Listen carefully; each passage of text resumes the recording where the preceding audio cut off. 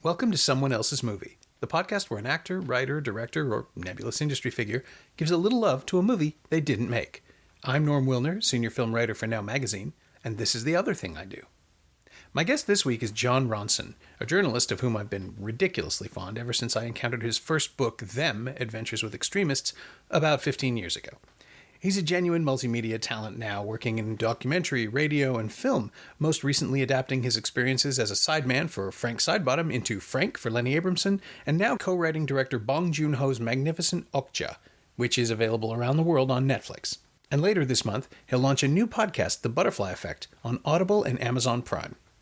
Jon picked Let the Right One In, Tomas Alfredson's terrific 2008 drama about the budding friendship between a bullied little boy named Oscar and an eerily confident little girl named Ellie, who is much, much older. If you know the movie, you're aware that description barely scratches the surface of what happens in it. If you don't know it, well, you really ought to watch it first, definitely before listening to this episode. And the same for Okja, come to think of it. Our conversation is just loaded with spoilers for both films. But if you have seen them, ooh, it's a good one. Incidentally, this episode comes with another noise warning. We recorded it at Jon's home in New York City, and while neither of us heard anything at the time, it seems that his computer's hard drive was making little chirpy noises throughout our conversation, and the mic picked it up. Sorry. Pay it no mind, though. You'll be able to hear us just fine. This is Someone Else's Movie. I think Let the Right One In is my favourite film. Really? Yeah, it really... you look surprised. Well, it's very rare that someone will choose something so recent as an absolute favourite. I mean, I will fight for Shaun of the Dead for my 10 or maybe even my 5 favorite films ever, but yeah, it's one of those things where enough time hasn't gone by. Speaking of Edgar Wright, at the premiere party for The Men Who Stare at Goats in London, Tomas Alfredson was there and Edgar Wright was there, and I went up to Tomas Alfredson and said, I just want to tell you that Let the Right One In is my favourite film ever. And he's like, thank you very much.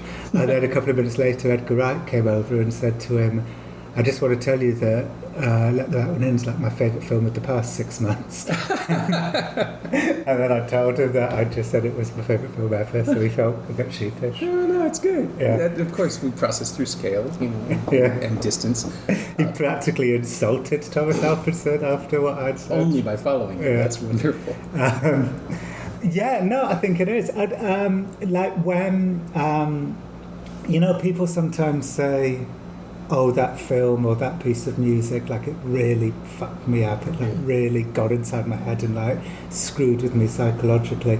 Like that never really ever happened to me. I didn't kind of understand it when people said that. Okay. Because I like things a lot and I dislike things sometimes, but I've never liked something so much it's actually messed with me. But Let the Right One In did. That's the first time that I felt something is like screwed with my head. I liked it so much. Oh. And what was the experience? I mean, how did it play? Well, I saw it on my own. I've seen it. I think I've only seen it like 3 times. I saw it on my own. I've got a feeling my wife was maybe away, and it was in London at the Barbican. Okay. And I didn't know anything about it. I hadn't seen a trailer or anything. I went in completely oblivious to what I was about to see. And one of the great things about the film is that it takes the film a little while to reveal even what genre it is. Mm-hmm. And so I totally recommend people to see it without knowing anything. Yeah. So if anybody is listening to this and they don't know anything about the film, I would suggest they stop and see the film and then start again. Yeah. Because really it benefits from all films benefit from nothing. When you write screenplays, you are writing it like assuming that the audience is going to know nothing. But of course that almost never happens. By the time somebody sees a film, they've seen the trailer and they've seen the little teasers and the GIFs. And, no, I hate that. Yeah. I missed it theatrically, so I envy you the experience of seeing it in a theater and blind and unaware. My experience of it was when the DVD came out, the Blu-ray came out, and I watched it with the wrong subtitles, which was... Oh, there was a controversy about that, right? Magnolia, and in Canada, Mongrel, which used their use their subtitles. Subtitles, yeah. So tell me what happened. Well, it was simply simplified. They were dumbed down, and it's possible that it was the result of just. It might have been. Apparently, this is fairly commonplace that you'll see subtitles that compress and streamline and perhaps not refine. They simply don't translate. They just let's go over here. Right. As opposed to, this is my uncle's shop, it's very lovely. And they did that. And they did that, and it was an accident. They immediately remastered and re-released it with, now if you pick up the Blu-ray, you can find original theatrical subtitles designated. Right. But I saw the far less evocative and poetic version. I've been 12 for a long time, I think was something just like, I've always been 12, or something like that, but it's not nearly as evocative. Yeah.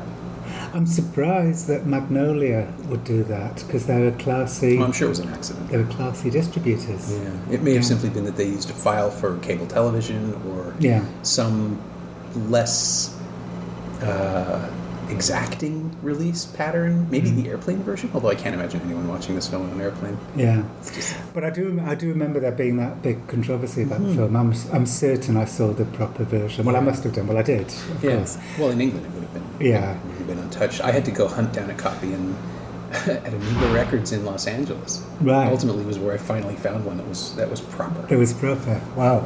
Well, then I saw it a second time with my wife.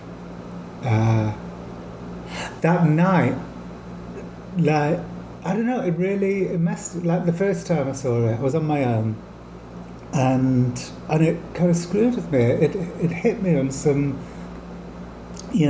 troubling psychological level. Really? Yes, and I think I know why. It's kind of obvious why. Please. Okay. Enlighten the listener. Well, it's a wish fulfillment fantasy for kids who had a bad time at school. Yeah. Which I did. So any kid who had a bad time at school this film will be like an explosion going off in their head. Yeah. So that's the reason why. There is I had a rotten time in junior high, but by high school I kind of figured out who my people were. Right. But this story of Oscar and Ellie. Yes, it's so sad. The sense that Ellie just collects people for this purpose, and we're watching her get a new one. It's a very bleak ending. Yeah. Because you're right. It takes you a moment to realise this, that Oscar's going to be the man who... He's her familiar, yeah. The man who kills himself. Her Renfield. Yeah, that's Oscar's fate. But it's got to be some sleazy old paedophile. Yeah, procurer. Yeah. And he's happy about it. Because he doesn't know. He's bewitched, yeah. Yeah, he doesn't know that his life is going to... I mean, what an ending. Yeah. He doesn't... We know how the rest of his life is going to unfold, and he is just caught in a perfect moment. Yeah. Childhood happiness that isn't happiness at all. But it also retroactively fills in everything about her previous caretaker, for lack of a better term, and why he dotes on her, why he's so... It's the idea that you're watching, that we've stumbled into the point in a cycle that is just so cynical and awful, and that this little child has come up with this plan because she's not a child, or she's not even necessarily a she. But there's so much to unpack, and starting with the ending actually makes sense, because then we get to go back to the beginning and figure out as viewers the second time through just how all the pieces work. But she's not malevolent. You're making it sound like she's malevolent, but she's not. She has to. No, she's surviving, yeah. And also, she wants to have some kind of romance with Oscar, I think. She's happy in that moment too. She's not being manipulative. Yeah. She's happy in that moment too. She's as much of a victim as this as he is. That's true. I mean, we have no idea what her origin is, and it doesn't seem like a life she's chosen or an existence that she particularly enjoys. Yeah, she's not doing this. She's not like pulling Oscar into her world because much she's a kind of manipulative sociopath. She's doing it because she has to, but also because I think she's very fond of him, I think. Yeah, she does rescue him on a number of occasions. Mm-hmm. She's quite spectacularly sometimes, but also sometimes just by being there to distract someone else. And that's what Alfredson brings to, because I don't know if you've read the book. I assume you have. No, I started reading it and enjoyed it very much, but I just never carried on. Yeah, mentioning paedophile because he's not in the film, but he is in the book. But he is in the book, and the book is much, much crueler. Mm-hmm. I read it after the fact, so I think it would have been really shocking to read the book and then see the film and realize how gentle the film is. It's a much more compassionate perspective on every character.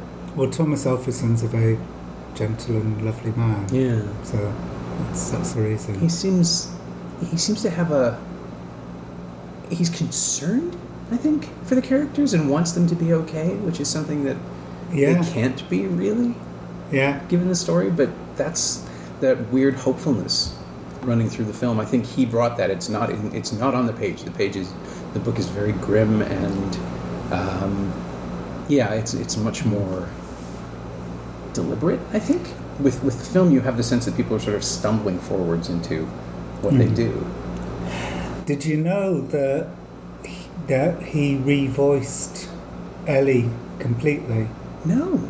Yes, because she's a little girl playing the character, she had like quite a high, sort of childish voice, and it wasn't working. And so late on in the edit, he got a grown woman to revoice every word. Oh my god, that's I never would have guessed that. Technically, you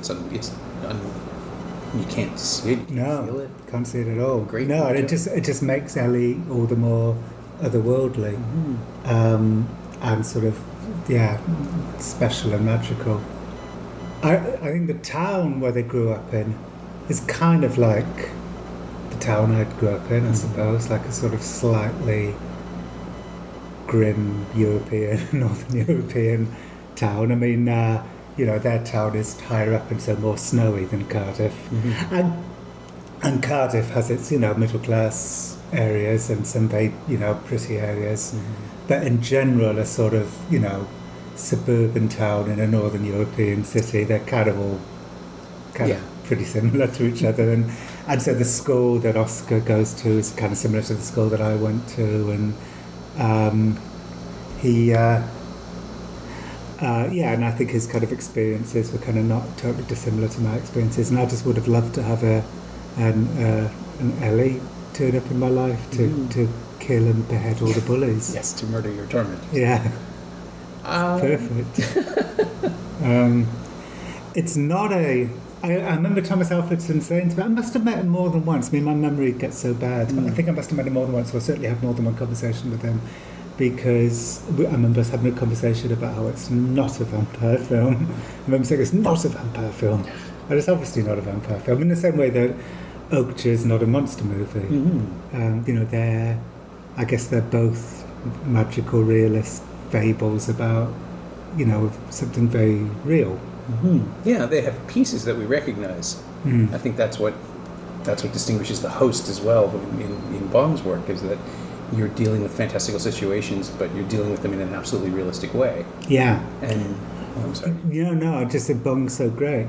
The other similarity, I think, I was thinking about this before you arrived, that all the films that move me the most all have something in common, which is they're kind of about childhood friendships. So I think pretty much all of my favourite movies are about some kind of, difficult childhood, and then a friendship happens and it's complicated.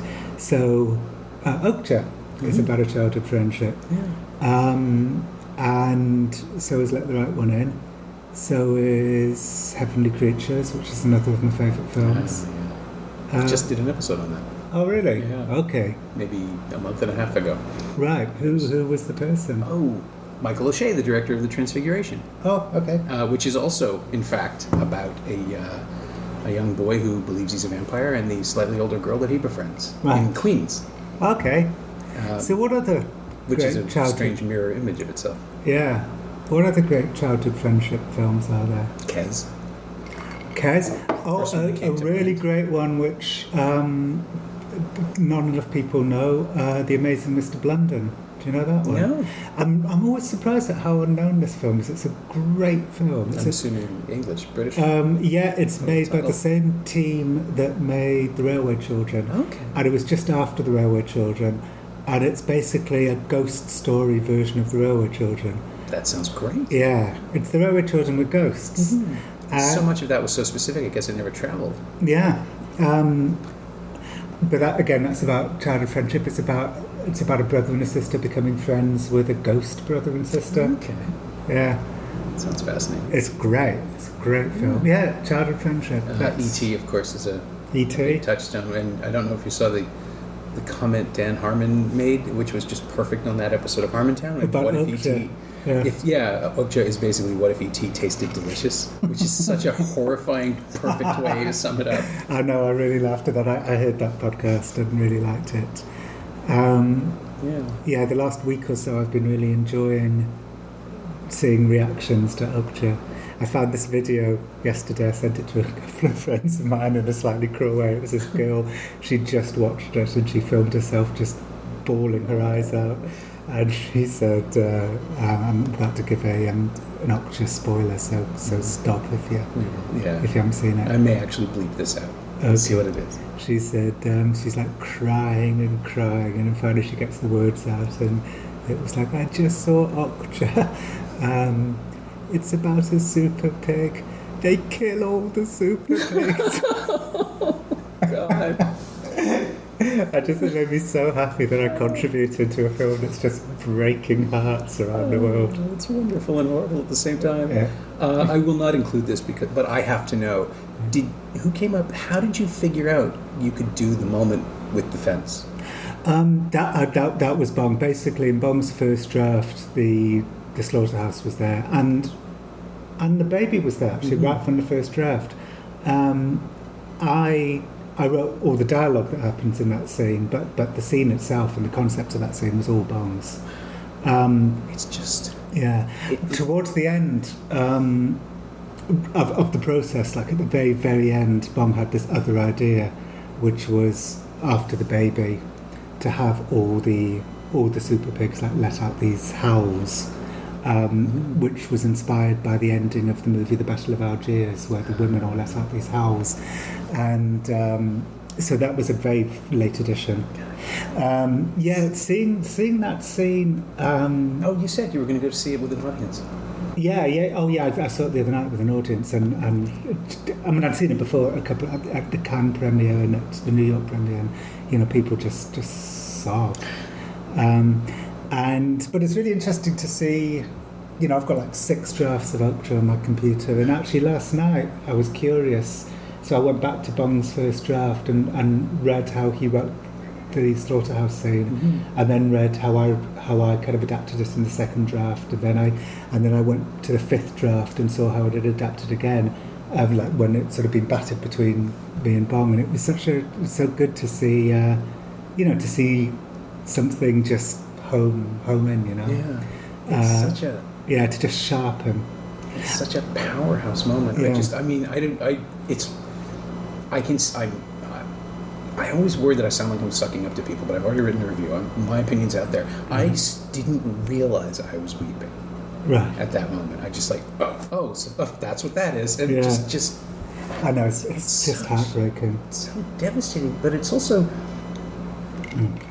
where this was going the whole time. It's not a cheat. Right? That's one thing I love so much about Okja is, I said this to Bong and Tilda quite recently, like, one of the great things about Okja, I know it seems weird because I co-wrote it, so I shouldn't be allowed to say words like that, is the fact that it signposts several times in the film, this film is going to end up in the slaughterhouse, and you still never believe it.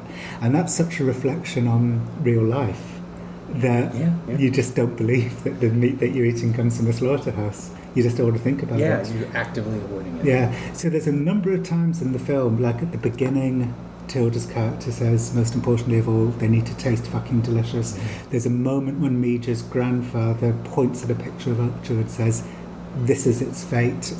This is going to be the hock. This is going to be the tenderloin, or whatever. And you still don't expect the film to end in slaughterhouse. And when it does, it both comes as an enormous surprise, but also, of course. And that's how I felt when I read Bong's first draft. Oh. It's like when it gets to the part where it says interior slaughterhouse night, I all at once I kind of gasped, and I thought, of course, like it has to end here. And then when so then I loved like writing all the dialogue for that scene, so Nancy's horrific speech about we're business people, here's the tenderloin, it's for the sophisticated restaurants. I mean, I just wrote that incredibly fast because the scene was so brilliant. And then when the screenplay started going around the studios, the note Bong kept getting over and over again was, well, you're going to cut the slaughterhouse scene, right? And my heart sank when I sort of heard that this was the note that we were getting, because the whole film is leading up to the slaughterhouse. It's all leading up to the slaughterhouse, and then Netflix stepped in like knights in shining armour and said, just do whatever you want. Thank God. Yeah, I think that's why it's so powerful, because no movie should get there.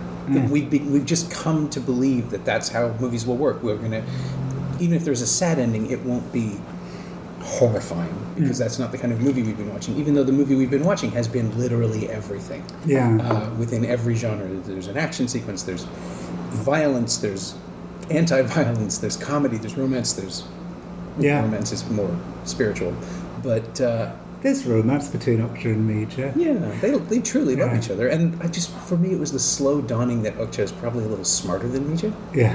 You see it at the beginning. Another really brilliant thing of Bong's, which was in Bong's original draft, was at first Okja is kind of like he's smart, and there's something kind of magical about him.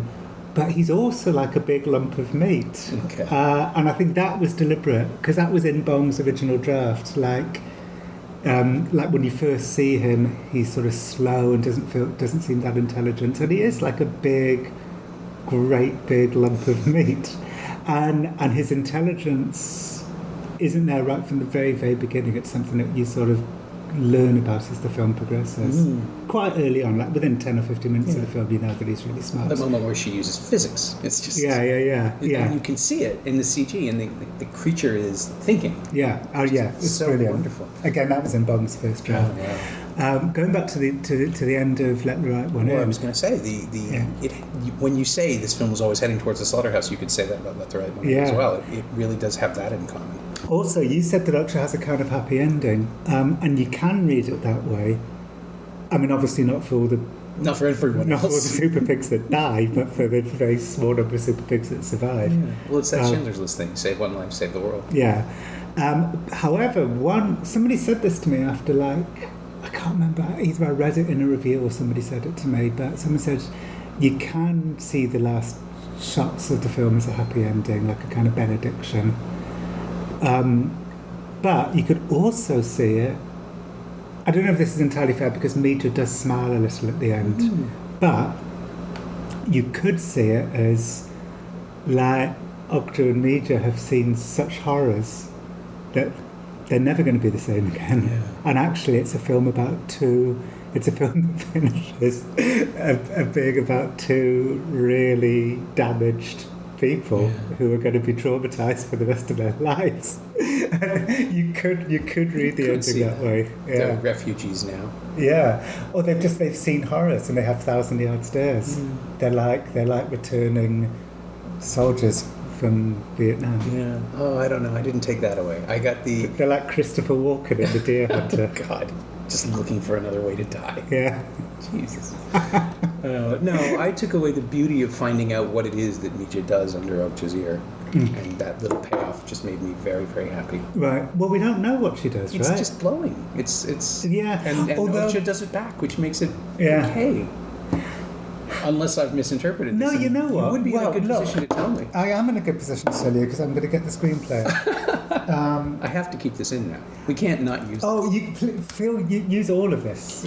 As long as people realise that they're getting like Okja spoilers as well as letting them I will make sure people know that up front. Because this is ultimately the whole point of the podcast, which almost never happens, is when you can directly connect the inspiration to the art, to someone else's work. Okay, I'm going to get at the final draft of the screenplay. Now, what I will tell you, though, is that Bong made a lot of changes during the shoot. Sure. So, in fact, that blowing could be exactly what you said, like intended throughout. But in the screenplay... So was Mija originally whispering? We don't see it? Well, I'll tell you exactly what I can find it. No, it just says Mija tells Okja to kill them all. I'm glad that didn't make it. Hang on, where is it? Let me put whisper. Will you cut out if it takes me too long? Of course. Okay, here we go. It looks like they're really talking to each other. Mija holds up Okja's large floppy ear and whispers something. We can't hear what, but the soft whisper combined with the late afternoon sunlight leaves us with an achingly beautiful feeling. Okja nods as if responding to whatever Mija said. So in the screenplay, they're talking in a language, in a secret language to each other. And it's not just blowing. Okay, so was Okja supposed to be speaking as well in response at the end? Yeah. Well, what I don't know is that it's quite possible that when Bong was shooting that scene, he did make the decision, because there's other changes. There's many changes that director Bong made during the filming that aren't in the screenplay. But to your intent. But to the intent of the screenplay, they were whispering to each other in a secret language. Oh, wow. Yeah. Well, it says right there on the writing. That's true. Yeah. But because we never see her lips move, her face is obscured by the ear both times, I thought that was what was happening, that she's just reassuring her, saying something sweet to Okja. But then at the very end, when we see Okja just sort of breathe at her, and it spoke to me to a history of their friendship when they were very little. That might have been a way to calm her down. There's all sorts of things that I couldn't fully understand, but we're not supposed to understand, which just made it somehow pure and beautiful. Well, you know what? That scene at the very end of the two of them communicating or blowing, that's not in the screenplay. So I'm just checking, and it's not. I mean, the scene itself's in the screenplay, you know, there. But there's no detail. There's no specific. Yeah, I'm just looking. With her eyes closed, Okja flaps her ears and creates a gentle breeze for the piglet. Lying on Okja's back, Mija looks up at the trees in the blue sky. See, none of that happens in the film. Yeah. So Bong will have, made all those decisions during pre-production. And of course, Okja's not present, so whatever is happening is created. Yeah, although no, you know what? They must. No, I don't. My feeling is that it would have been impossible to film without them knowing what would eventually happen when the CGI was done. I think anyway. And then it goes from that. So actually, in the screenplay, it ends with Mija's asleep on Okja, the piglet's asleep on top of Mija, and then it cuts to dinner, and there's dialogue. Mija, I'm here. Hurry up, the food's getting cold. I'm coming. None of that's in the. It just drifts away. Yeah. Director Bong is a great director. Like, if I look through the screenplay now and I see the parts that he left out or changed, he really knew what he was doing. He hones and hones and hones, until it's just perfect. And his films are so specific in their, it's like ice dancing, just switching between tones and genres. And every time I see it, when that happens, when the veer comes, when the swerve comes, I sort of almost resist it, because that's not how movies are supposed to work. But then he catches me and gets me back right away. He's brilliant. And not only is he brilliant, he's incredibly nice and kind and generous. And, just working with him was such a delight. Oh, man. Yeah. I've never met him. I've loved all of his work, and I'm envious of that relationship that you guys can have. He's the best. But as far as tonal shifts. That's my hook to get back to Let the Right One In. Sure. Because it is, again, it's the same thing. It is a friendship movie. It's a kid's movie that's really not for children. But it captures the tone. Although there's one tonal shift in Let the Right One In that doesn't work. Let the Right One In is a perfect film with just one exception. I feel bad even mentioning it because it's a perfect film and it's my favourite film, but there's just one tonally wrong moment, and that's the cats. Oh, okay. Yes, the cat attack. The fact that cats... One of the things I love the most about every new iteration of a horror monster is learning how the rules work in this world. Right. And one of the things about vampires in this movie, in the world of Let the Right One In, is that cats really hate them. Yeah. To the point where they will swarm them. Yeah. So there's a scene of a woman who's just becoming a vampire getting like completely covered in cats, and she's like running around the room just covered in cats. And it's a bit Monty Python, quite frankly. Which I'm sure it is. I mean, Tomas Alfredson's got a good sense of humour, so I'm sure he did put that in for some comedic relief. Yeah, he must know how ridiculous it looks. Yeah, but it's the one moment in the film that isn't just so beautifully sombre.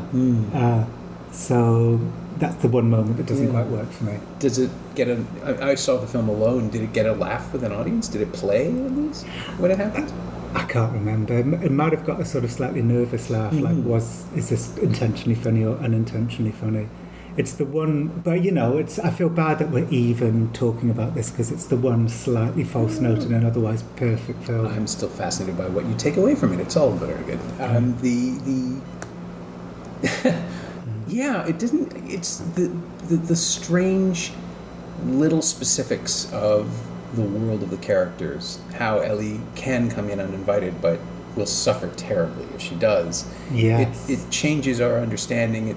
Vampires tend to be predatory, they tend to be attackers.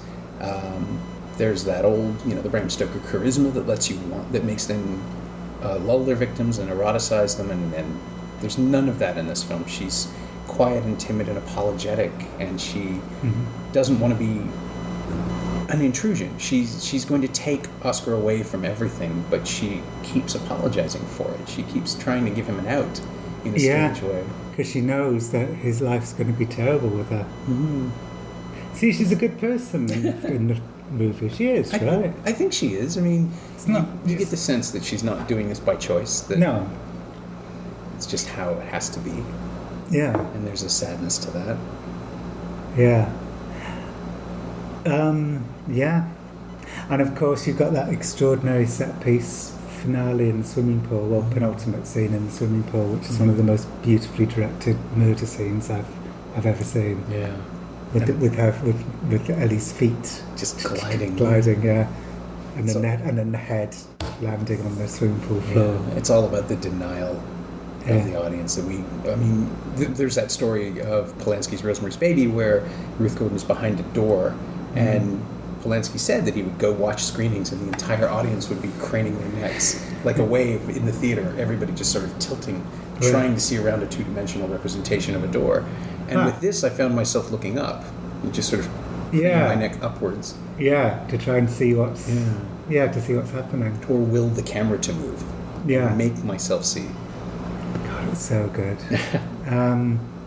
Have you seen Matt Reeves' the remake, Let Me In? No. It's surprisingly good. Oh, really? Yeah. But nothing would compel me to see that. It's funny. Because the original's so perfect. I would argue that it serves... Reeves is smart enough as a filmmaker that what he's done is basically revisit the film in the same way that Carpenter's The Thing takes apart the Christian Nyby film and puts it back together.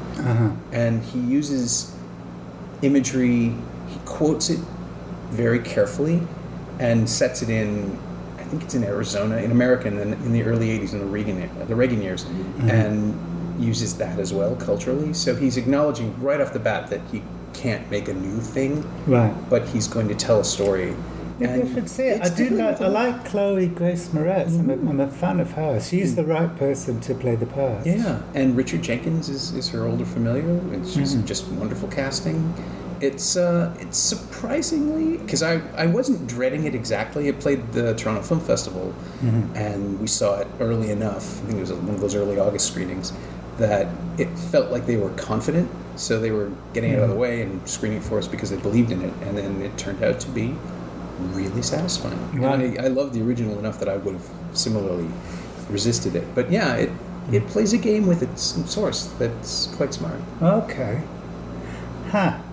Well, my friend Peter, who I co-wrote Frank with, went on to write Tinker Tailor Soldier Spy for Tomas Alfredson, and has now written Smiley's People for him. So Peter, my former collaborator, works with Alfredson all the time.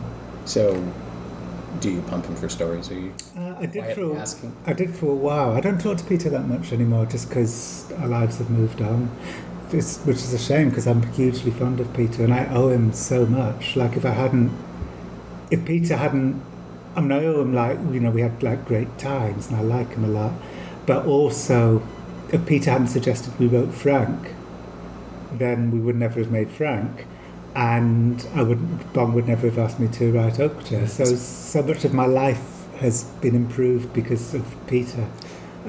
So for a while I asked Peter stories about Tomas Alfredson, and you know, Peter's very fond of him and likes him a lot. But I haven't spoken to Peter properly in a couple of years. So. Well, if this gives you a reason to call. Well, actually, I emailed him the other day. Oh, great. I said, "How are you?" And he wrote back and said he was fine. Good. So there you go. That's a uniquely British response.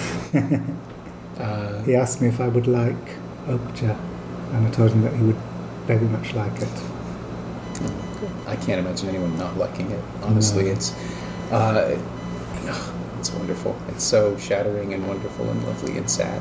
And actually, you know, it seems to be doing to some people what Let the Right One In did to me.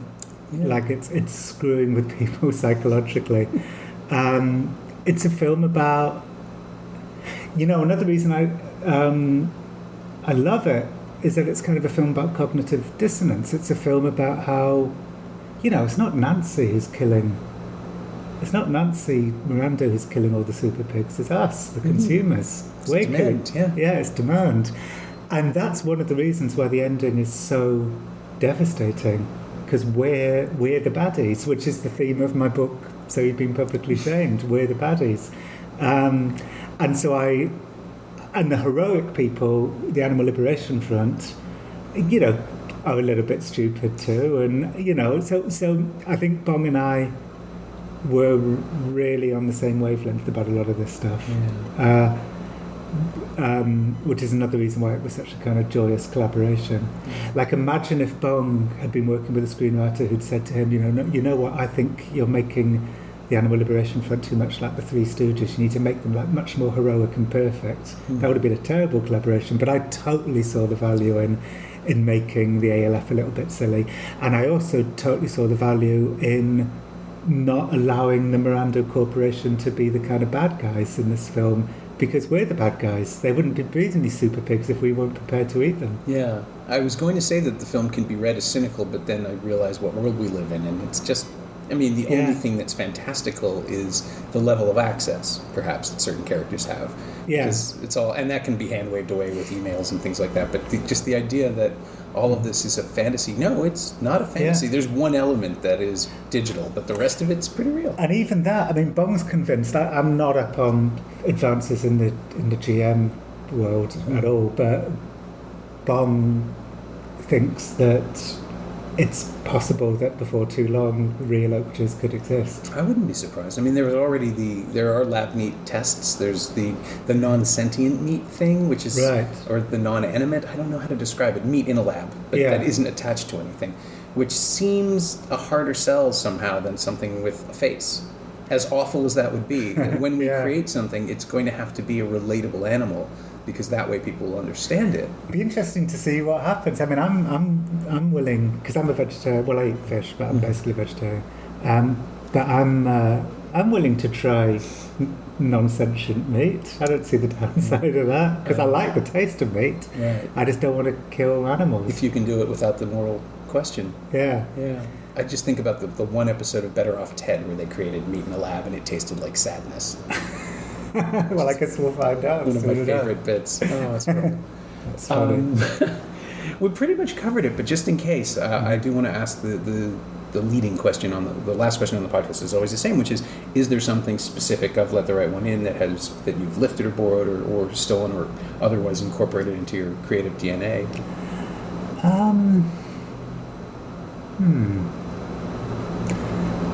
No, only, only kind of creative jealousy makes me strive for.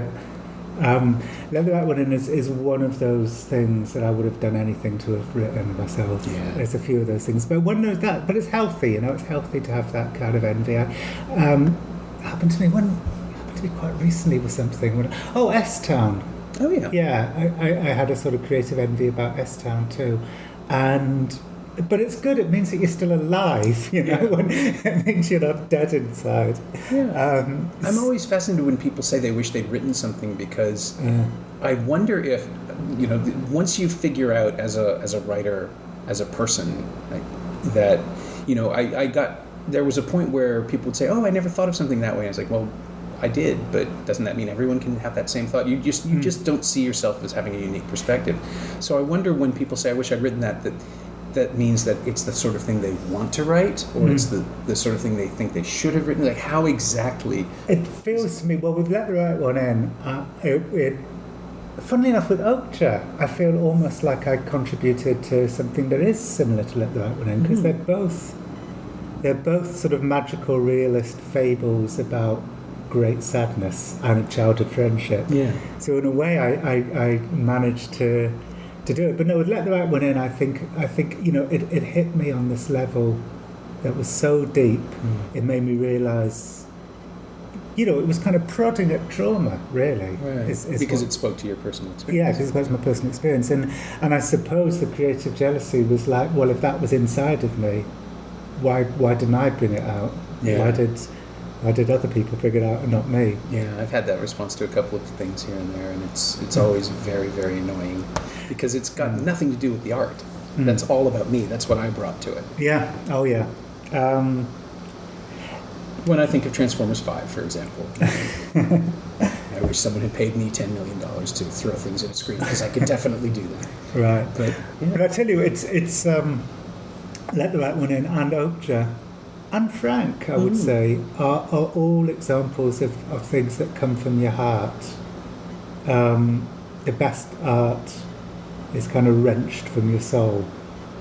I think. Does that mean that you should always be a little bit suspicious if you're coming up with an idea for something that's not the most important thing you've ever written? It's funny. Does that mean it's bound to not be as good? That's a question I don't know if I know the answer to. Well, at least you're in a collaborative art, so someone else can see it as that valuable, even if you don't necessarily think it's the best idea you've ever had. That's true. Yeah. But it's definitely good to strive. I mean, when people ask me like how do I be a journalist? my first piece of advice is always write about something that you really care about, because that's because that sort of passion shines through. And Let the Right One In, I think the reason why I felt a bit jealous when I saw it, as well as just loving it, is because it was about something that I really care about. Yeah. My thanks to Jon Ronson, whose new podcast, The Butterfly Effect, launches on Audible and Amazon Prime on July 27th and can be previewed right now on audible.com. If you want to know more, Jon can tell you. Yeah, so I've spent the last year, basically the last year or two of my life have been, ever since So You've Been Publicly Shamed came out, other than the art article or whatever, it's basically been two projects. It's been Okja and this Audible series, this audio series I've made called The Butterfly Effect. Yeah. And they're weirdly about, on the surface they don't seem in the slightest bit connected, because one is about a giant miracle pig and the other's about porn. Okay. But actually I think they are both connected, because they're both about cognitive dissonance. They're both about the slaughterhouse and how we like to ignore it. So I've made this series called The Butterfly Effect. It's going to be out on Audible at the end of July. It's following the flap of a butterfly's wings through to its consequences. The whole season is about consequences of a single flap of a butterfly's wings. Okay. And it's about a young man in Brussels called Fabian, and his idea was to give the world free porn. And so he teamed up with some entrepreneurs in Montreal and gave the world Pornhub, which is YouTube for porn. And my whole series is about the consequences of Pornhub. Oh, wow. What happens when everybody watches their porn for free? Yeah. Like, what happens? That's fascinating. I am one of those mutants who has never... I think it's part of my OCD. It's what makes me a good film critic, if I am a good film critic. And I can't bear pornography because it looks terrible and there's no continuity and it's just there's no story and no one cares and I've never been able to engage with it. Right. Oh, okay. Because there's no narrative. Well, but also the production values and the cuts don't match and people I can't bear it. I'm an adult male. But yeah, I'm fascinated by the industry though because no one sets out to make a bad product. They want to sell the thing. Well, I think the Butterfly Effect is a very humanistic, kind of kind-hearted look at the industry. Not so much at the tech people, but at the creative people, the porn people. Not that this is too mean about the tech people either, but that's just where its focus is. Yeah, but the heroes are definitely the porn people. I hope you like it. That's a great slogan. The heroes are the porn people. They are. And there you go. I'd also recommend you check out Okja if you haven't already. It's streaming on Netflix all over the world. And read Jon's most recent book, So You've Been Publicly Shamed. It continues to be distressingly relevant. You can find Jon on Twitter at Jon Ronson, all one word, and you can find Let the Right One In on Blu-ray and DVD from Magnolia Home Entertainment in the US and Mongrel Media in Canada. Make sure you get the version with the original theatrical subtitles. It says so right on the package. It's also available for sale and rental on iTunes. As always, you can find me on Twitter at Norm Wilner and elsewhere on the internet at nowtoronto.com. You can also find this podcast on Twitter at Semcast, S-E-M-Cast, and on the web at someoneelsesmovie.com. If you want to leave a review on iTunes, that would be very kind of you. There's 12 up there right now, but there's been 12 for a long time. Thanks for listening.